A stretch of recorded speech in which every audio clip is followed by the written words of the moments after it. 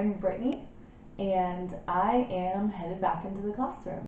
I wanted to start a YouTube channel that is very real. As you can tell, my hair is not done. I'm not wearing any makeup because I'm a real person. I have a brand new family. I have a 6-month-old daughter at home, and I had taken kind of a hiatus from teaching for about a year, and I'm headed back into the classroom. I have only taught in a self-contained room, and now I am going to be going to a departmentalized room and teaching math and social studies for 5th grade.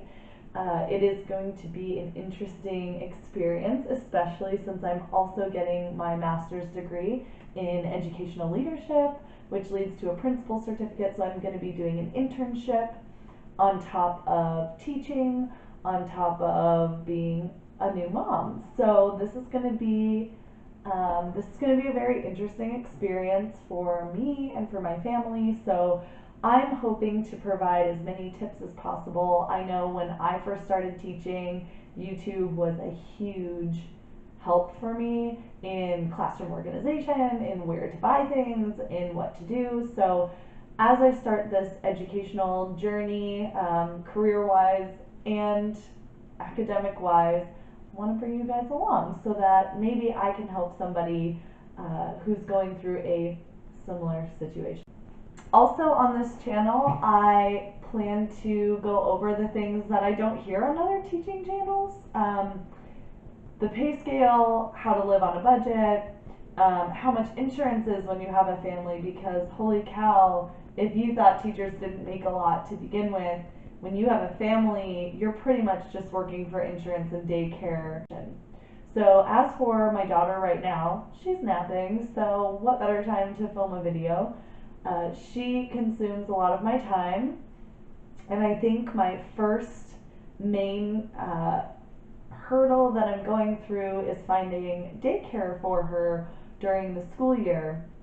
And to be teaching in a relatively small area, so there's not many daycare options there, and all of their infant classrooms are on wait lists. And normally, you know, when you have a kid, you think, oh, well, I'm just going to go find a daycare and it's going to be lickety-split easy. Well, I've had a really difficult time finding a daycare, so if you are a new mom and you're going to be going back to the classroom, I recommend searching for daycares months in advance, because you're going to be on a wait list at least for a little while, especially if you're in a larger city. I also struggled with finding a daycare that I felt comfortable leaving my child at. I ended up going with a daycare called Primrose. It is a private daycare. It's a little more pricey, but I'm paying for a quality daycare for my daughter. So I get pictures throughout the day of what she's doing. There's a curriculum that they're actually learning and exploring their environment. And even though she's a 6-month-old, I want her to have those social experiences and get involved with some curriculum. So I chose Primrose because I'm absolutely in love with it. Right now, the Primrose that's on my way to work is full, and I'm on a wait list, and she might not get in until she's well after a year old. So I had to find an in-between daycare, which is not as great, but what can you do? I can't make a spot open up at Primrose, so you have to be willing to compromise, obviously. So that's kind of how that goes. I know one of the first things that I'm curious about when I talk to other teachers, especially teachers in other states, is how much are you getting paid? And when I first started teaching, I was in my early 20s, and I wasn't thinking about a family. I was not ready to get married yet. So it was easy to just go into any paying job. I ended up teaching in a small town here in Arizona, which is where I am. I was making $30,000 a year before any taxes or insurance or any other expenses came out. So I was living very frugally. My husband, well, then he was my boyfriend, but we rented a home and kind of lived paycheck to paycheck for the most part. I did that for about 3 years, and then my husband and I suffered a pregnancy loss, and we were swimming in medical debt, and we decided to move to the larger city, Phoenix, Arizona, and we've been here ever since. I started to work, I got out of education and moved to higher education, where I got to interact a lot with college students who were looking to become teachers and kind of guide them and mentor them through their first couple years of teaching and throughout their curriculum that they were learning in college. So it was a unique experience, and now I'm going back to the classroom, which is awesome, but also terrifying because now I have a family and it's not just me. So there's a lot to consider.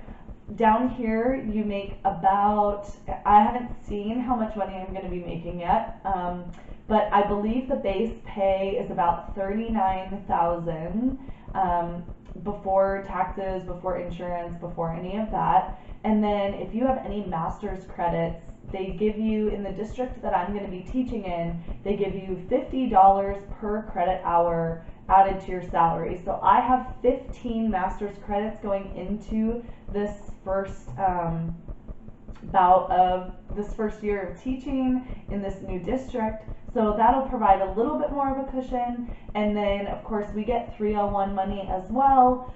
If you teach in a Title I school, you get about between $1,000 and $3,000 every year for teaching in a low income Title I school. So we can always kind of count on that money as well. And then of course, if you apply for any grants, which I have applied for grants before, you know, that helps as well.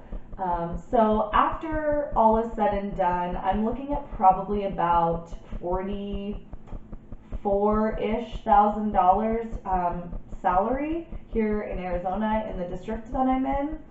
So once you take benefits out and I take daycare out, I will most likely be taking $0 home, and that's going to be a huge adjustment for my husband and I. Luckily, he makes more money than I ever will see being an educator, but it's going to take a lot of budgeting and a lot of being frugal and a lot of adjustment, and especially with a new baby, we have a lot of extra expenses that we didn't have before. So I'm hoping that through this channel I can help other women who are going through similar situations, and that you can learn from my mistakes, but also learn from my successes as well. That is the goal, and I will take you along this journey with me. I've never taught in a departmentalized classroom before, so that's going to be all new. Next week I'm going to get into my classroom for the very first time. School just ended for this school district, however they're going to be letting me in. And I'm going to get a hold of curriculum. I'm going to go through lesson planning.